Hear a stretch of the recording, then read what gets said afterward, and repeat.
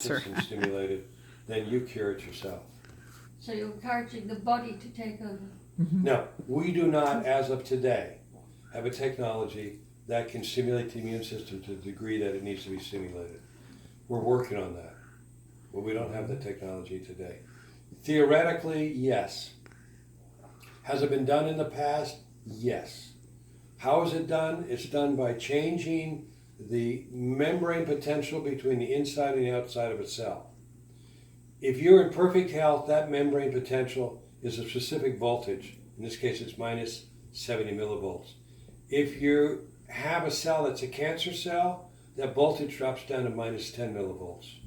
As you age and as you get sick, your voltages between the inside and outside of every cell in your body falls down from minus 70 to minus 60 to minus 50 to minus 40. When you get down to minus 25, you're very close to dying. And when it falls down to minus 10, you're dead. When a cell reproduces, it divides, its voltage drops down to minus 10 millivolts. It's very close to the voltage of a cancer cell. However, there's an energetic field around there which reestablishes the transmembrane potential, that jacks it back up, and it can't turn into a cancer cell. So if you had a device that could increase transmembrane potential, that device could stimulate the body such that cancer could not exist. 40 years ago, 1% of all cancers had a microbe associated with them. And that was a cancer out of Africa called Burkitt's lymphoma. Mm-hmm. Today, we know that 45% of all cancers have a microbe associated with them. And I believe when you talk to the people who are in this cutting research, they'll tell you it's much higher than that. Well, what happens is a microbe depends upon the body being a certain electrical potential. Your terrain of your body has to be at a very specific voltage that allows an environment for a microbe to live in. People who get MRSA, people who get infections, are people whose transmembrane potentials have fallen down. People who get cancer are people whose transmembrane potentials have fallen down to zero, or to minus 10, minus 20. One device that came out of Europe, it was produced between 1931 and 1940. And it was a Russian guy living in Paris at the time. He left France because he was not a good friend with Hitler. He and Hitler didn't get along. This was Lukovsky. Yes, Yep. George Lukovsky. Mm-hmm. George had a very high track record, and we have case reports of that, of curing cancer. Yeah. Not curing it, but raising the membrane potential in To the body. where the body disposed of it itself. And the body, and the microbe couldn't live in the body. Mm-hmm. So it was like creating the energetic field of a plant Exactly. such that a microbe can't, live in that plant. Or an insect's not Or attracted an to it. insect is not attracted to it. Yeah. There was a man in New York, I'm sorry, That's all right. he was an old Austro-Hungarian. Who? He was an old Austro-Hungarian doctor, Okay. and he kept a lot of people alive for many, many years by giving glucose and magnetic chairs at the same Yeah. time. Mhm. And he said, of course, if you were diabetic in those days, you couldn't have the glucose. But he said his opinion was to allow the body to take over and cure itself. It can if you can get the transmembrane potential up. Yeah. It will definitely cure itself. So what our next project is to look at that this winter. So we're working on developing that technology where we can actually create that into a space. You're sitting now in a chair that is a space we create artificially with magnetic and light and plasma fields. So we're creating an environment that we believe is very beneficial to the body to put the body back into a balance. It's the balance that's everything. Everything is balanced in the body. Whether it's acid-base or whether it's sympathetic, parasympathetic. We had fun recently in the last couple months of people who have a sleep dysfunction. We've been running a program that balances out the sympathetic nervous system with the parasympathetic nervous system. And when we can quiet the sympathetic, which then allows the parasympathetic to come up, which is the relaxation response. The sympathetic is what keeps you alive when you're being chased by a saber-toothed tiger. Okay? It makes you run and makes you, pee in your pants and, get the hell out of there. If we can quiet that down, and Arthur is working on it now, where we have a program now on a little box that produces 2 magnetic fields, which we know will quiet the sympathetic nervous system. All of this came from a genius who had one of Galen Hieronymus' machines when he bought his practice in 1947. He bought a practice. This is a guy named Harry Van Gelder. Harry's teacher was Leadbeater. Really? Yeah.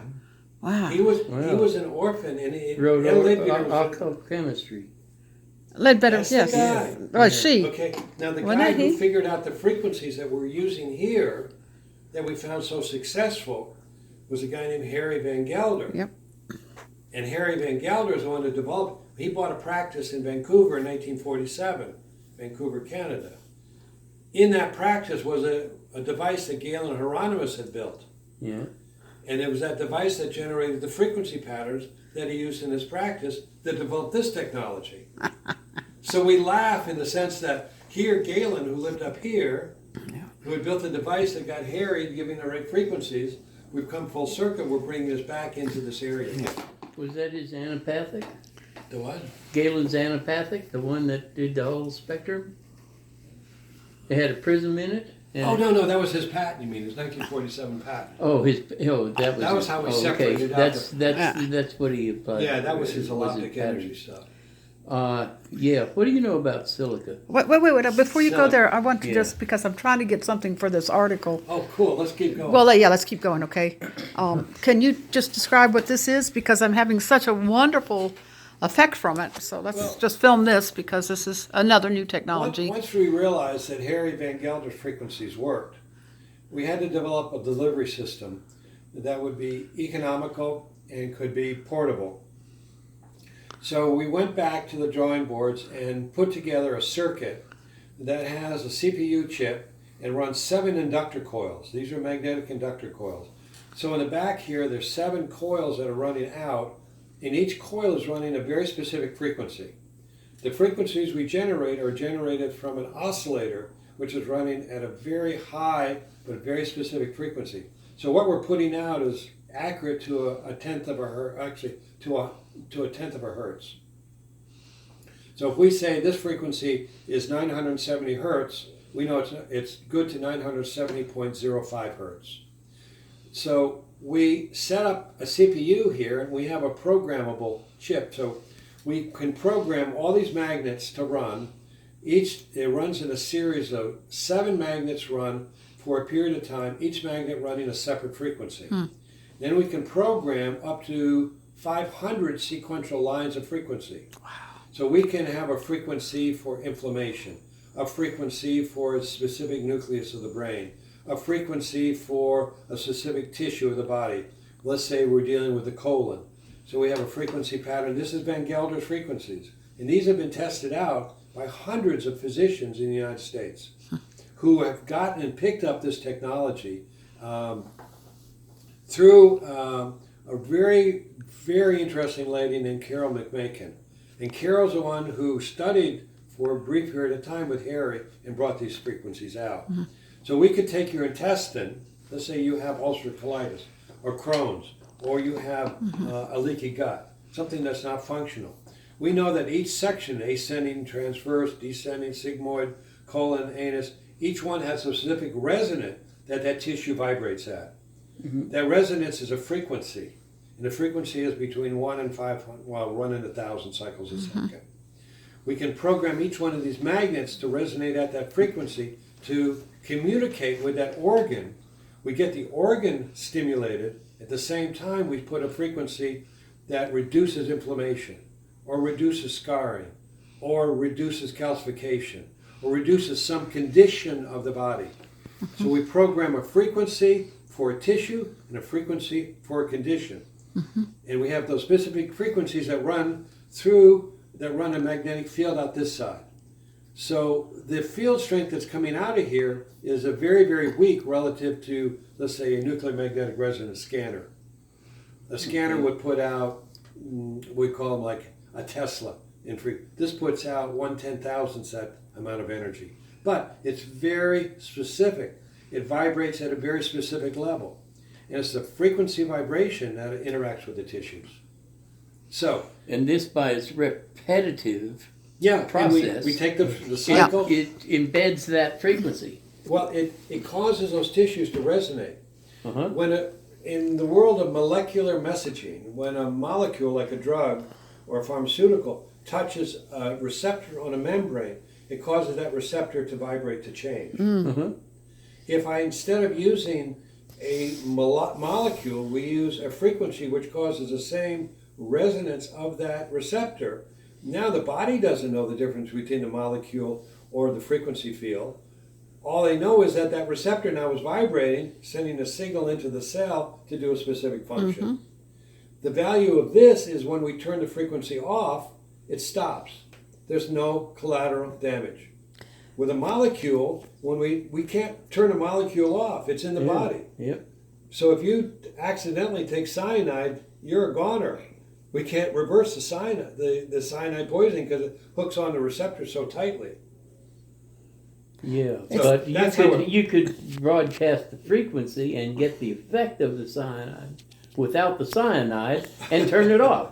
We don't do that. We don't I even look at understand. that. I understand. You don't like take this instrument and That's put it on the heart muscle with strychnine and the necrosis rate. and you're absolutely right. You have to understand, I'm mainstream medicine, okay? Yeah. I have a busy clinical practice. I have normal people. Not that we're abnormal, but I have normal people in this practice. And they have to grasp something they can understand. They can understand, grab this, okay? They can understand the concept of a frequency creating a vibration. But if I start talking about scalar or longitudinal energy patterns, that's like up here. And there's like... They have no vocabulary. No, there's no vocabulary, and the communication is shut off. Absolutely. Yeah, and then it does, and so what? It's been a week now, and I noticed the one day, and you programmed this specifically for atrial fib and God knows what else, but one day I forgot to put the shirt on with it in there, and I noticed it, the atrial fib, and I'd forgotten. Yeah. And it was back. And we see that with a lot of patients. Yeah. And Arthur sees, It was all back. the battery wears out. All of a sudden their pain comes back. Okay. Yep. We've taken that disc, and actually we took what we thought was one of the really interesting aspects of Ayurvedic medicine, which has to do with gems and using gems. That's right. Yeah. And we mount gems on the outside of the magnets. Okay. Now this happens to be rubies, and rubies have to do with circulation, stimulation and circulation. And so we're running the frequency patterns for cardiac through these gems. Now, does this make a difference? I don't know. We don't have double-blind placebo-controlled trials. This is why I'm wearing it. I'm seeing if it works. But we have enough clinical anecdotal information to keep us going. Yeah, enough to be sure that you're investigating something that you ought to investigate. I have patients that come into the clinic, and if I have something that doesn't work, they're going to tell me, Doc, this is a POS. This doesn't work. They'll tell me the truth. And Arthur sees it every day. So not only can we take Van Gelder frequencies, we can create devices that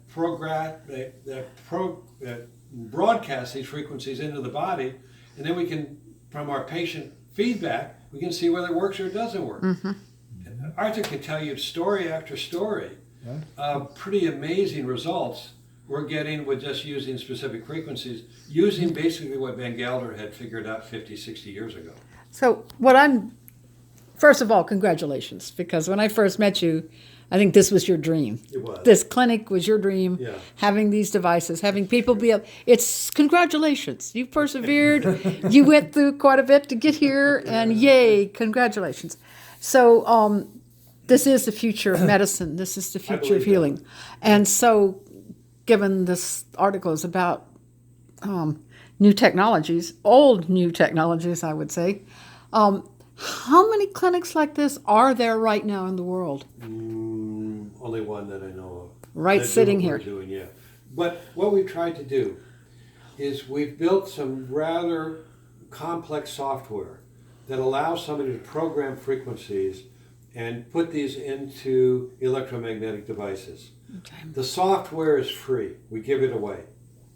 So if somebody wanted to download, let's say, on our plasma field, they could build plasma field programs on our software and play this on a music player, because we create those files specifically in, we call it OGG format.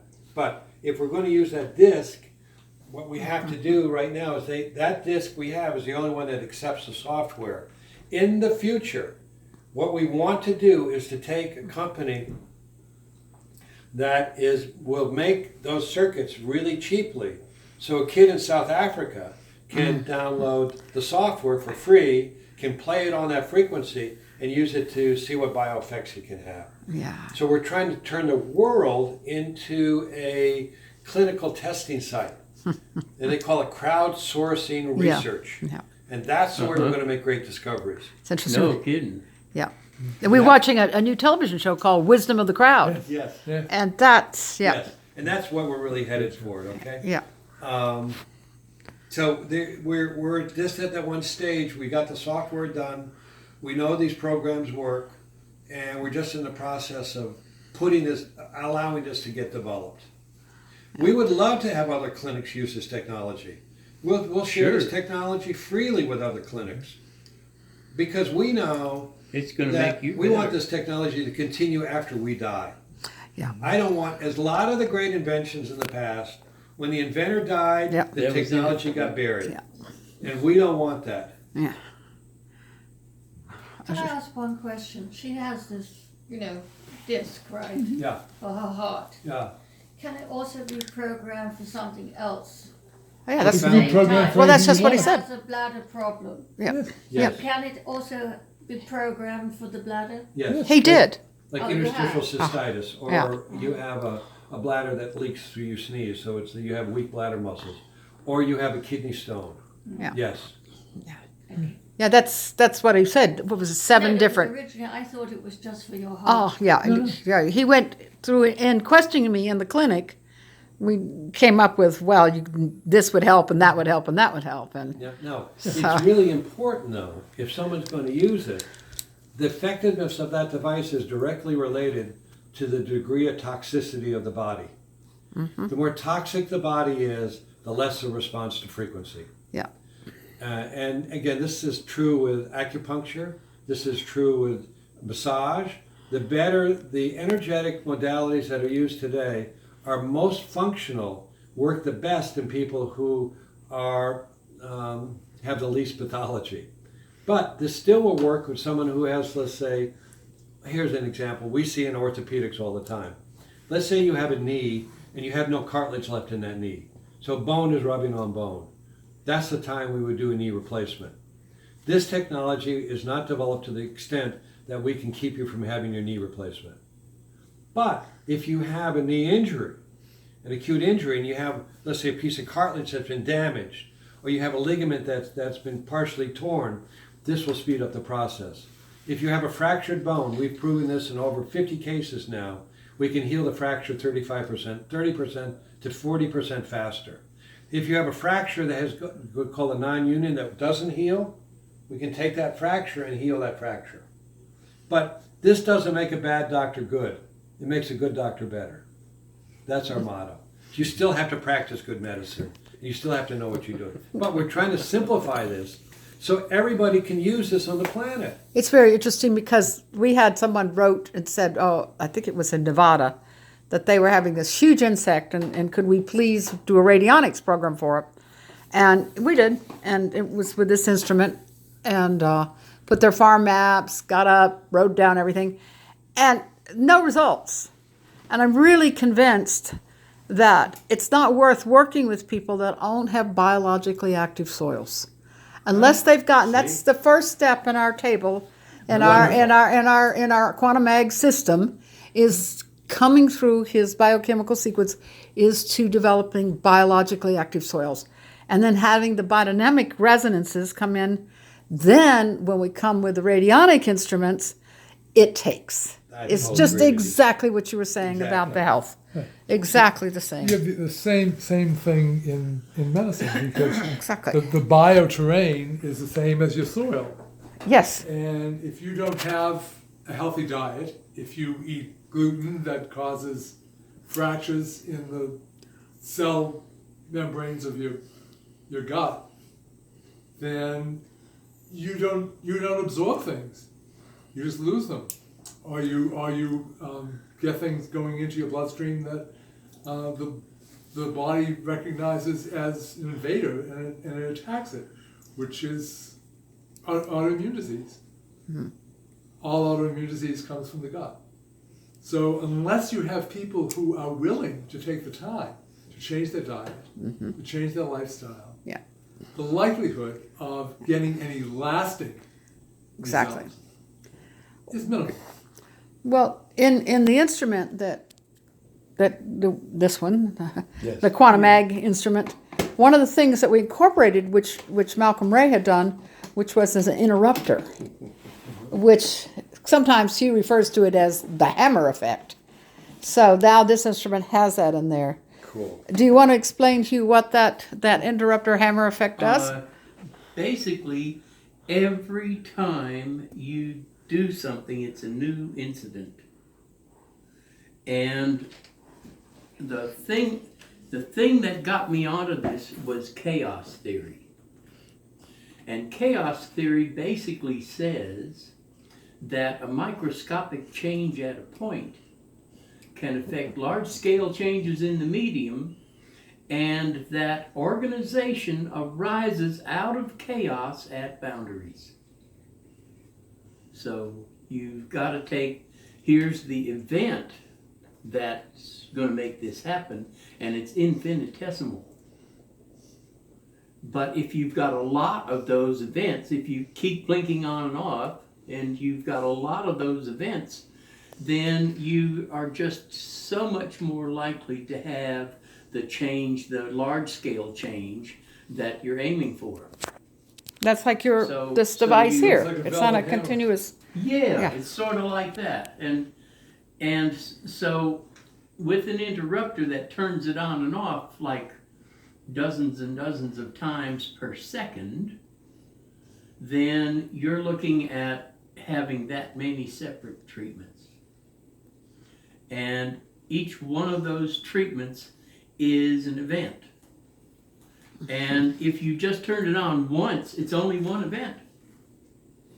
But you have it go on and off and on and off, and it's like thousands and thousands of the same event. And the effect is just I think Malcolm Ray recognized that because yeah, we used the Malcolm Ray device in terms of making rain.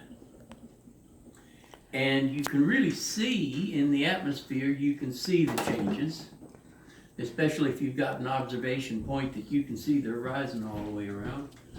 And you can see the changes that take place. And you can broadcast the patterns of different things. Biodynamic preparations. You've got a horn manure pattern, and the horn manure is made by packing this cow's horn full of cow manure and burying it from the autumnal equinox all the way to the vernal equinox. And then you dig it up, and this material has resonated inside that cow's horn. You know, if you hold it to your ear, you can hear the resonance. Well, it's resonated in there, and that's that same kind of effect, like the hammer effect, and it's realigned all the molecules, the chemistry of the material. And then that material has that pattern of the digestive material in the cow's manure, and the cow's horn, which has got this characteristic ability to focus those frequencies. And then you've got the winter season and the things that are happening in the soil over the winter. Now, what's the organizational things happening in the soil? In the summertime, the organizational effects of warmth and light are off up here into the atmosphere, but in the winter they recede into the soil. And down there, a few feet or yards or meters deep, then the earth actually gets warmer in the winter. And so it's actually the warmth and the light have been sucked into the earth,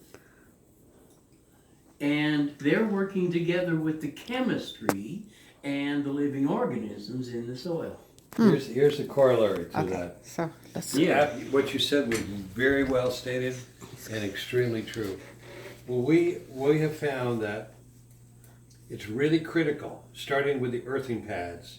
If we can ground a physical body to the earth, we can have some effect. The purer the body is, the more the effect from a grounding pad. We know with these devices we use here, the better we ground these, like you're sitting on a grounding pad right now, which is tying you to the earth. Your biological system to cause regeneration has got to be tied into the earth. And if you look at the reason the Lakosky wave, multiple wave oscillators of Lakosky did not work when people built them, they didn't ground them properly. That's Because surely what grounding believable, does, yeah. grounding gives you, with the way the circuit's set up, like your circuit, the circuit is a very fast off time and a very fast on time. The faster the rise time of the field and the faster the fall time of the field, the greater the what I would call inductance of subtle energy that can be infiltrated into that system. Every part of your physical body, every part of a plant is designed as a receiver of this higher energy field. And it's the degree to which the body can get attuned to receive this energy field is the degree to which they can live on this higher energy form. Well, there's a fact of nature that goes almost completely unobserved, but this is what grounds a plant. It's got its roots in the ground, okay, Yeah. and it's got its leaves in the air. And in the morning when the sun comes up, if it strikes the leaf, then it creates a tension in the plant's transport system. It's an Perfect. electrical tension. Perfect. Because the earth has a surplus of electrons, and the atmosphere has an electron deficit. And because of the silica lining in the transport system, the silica atoms have 4 reactive electrons. So they're the most versatile in terms of electron capacity to either give or receive an electron. Donors.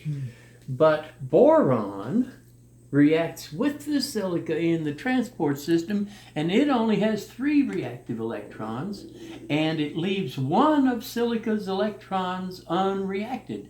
And that creates that tension. As soon as the light strikes the leaf, then its attention goes all the way to the root tip. And then the plant draws the sap up in the daytime, and if it doesn't draw it up strongly enough, then it won't let any down at night because it didn't get enough up there in the first place. That's right. So when you take a Brix reading on a plant with a refractometer and you have high Brix at dawn, then the plant didn't let its sugars down to the roots that night, and you have a boron deficiency in that plant. Interesting. So this is the kind of thing that lets you know how, electrical the system is. I mean, electricity defies gravity. It's everything. Yeah. It's like, how is the plant going to get calcium and molybdenum and things like that up into the leaf when these are heavy elements? You know, when on our website and on our Facebook, our logo is about farming earth and sky, which actually is farming soil and atmosphere. Because between this and the biodynamics, and this consciousness of silica, and nitrogen farming the atmosphere. Yeah. It's just, oops, sorry about that. Yeah. Well, that's why I asked, what do you know about silica? Because our cell walls, our connective tissues, and our transport vessels are all rich in silica because it's so functional in those tissues. So basically what we're looking at is the silica chemistry that's going on in the soil, the silica chemistry that's going on in the plant, and those sorts of things, it's absolutely like it's more important than any of the other elements that it transports, because it's the basis of transport itself. Which, if you think So- about what you're working with, so much of this with the crystals is silica. See, we're living in an ocean of energy. It's an ocean of silica particles. Silica is transporting the electrons. That's right. We're living in this ocean of energy that's arriving. So much of the silica arrives from outside of this planet. You see? The silica forces are coming in And- from Saturn. And And there's this great big hexagon on the North Pole of Saturn. and what Just like Steiner a silica referred to crystal. it, Steiner referred to it as the formative forces. And he said You gave me some really great ideas today. good. I was just looking for the point where I might. No, that